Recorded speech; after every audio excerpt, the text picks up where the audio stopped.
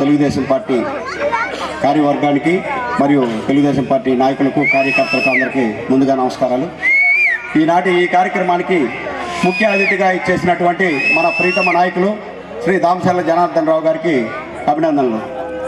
ప్రజలారా, కాలాతీతంగా ఉంది, మనం ఎవరైనా టయాన్ని సద్వినియోగం చేసుకోవాలి.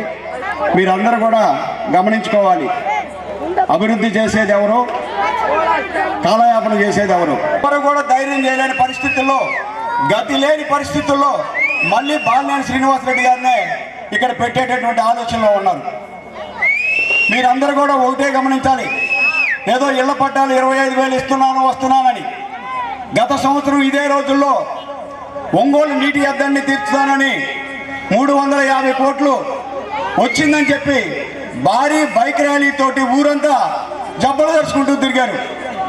సంవత్సరం అయిపోయినా కూడా ఈ రోజుకి ఆ నీటి పైప్ లైన్లు ఎక్కడ మొదలు పెట్టారో చెప్పాలని మన కే పల్లిపాలెం ద్వారా వాళ్ళకి సవాలు చెప్తున్నాం.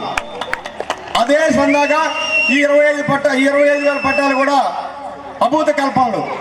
ఎలక్షన్లో మభ్య పెట్టడం కోసం మన నాయకుడు దామచర్ల జనార్దన్ రావుకి ఎక్కడ లేని అభిమానంతో ఒంగోలు అంతా పచ్చతోరణంలాగా మన నాయకుడు జనార్దన్ రావు గారి ఫోటోలు వేస్తే ఆ ఫోటోల్ని ఒక్క రోజులో తొలగించడానికి ఈ యొక్క పనికిమాలినటువంటి ర్యాలీలు ఉన్నాయని చెప్పి వాళ్ళు మన ఫ్లెక్సీలు తొలగిస్తూ ఉన్నారు.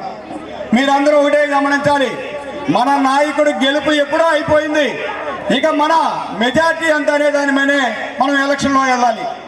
ప్రజలారా, మీరు కూడా గమనించాలి, గత ఎలక్షన్లో, పంచాయతీ ఎలక్షన్లో, ఎంపీటీసీ ఎలక్షన్లో బూతుల కాడ పోలీసులు ఏ విధంగా మనల్ని ఇబ్బంది పెట్టారో ఈసారి ఒకటే చెప్తా ఉన్నా, యూత్ కానీ నాయకులు కానీ ప్రతి ఒక్కరు రేపు బూతుల కాడ నిలబడాలి.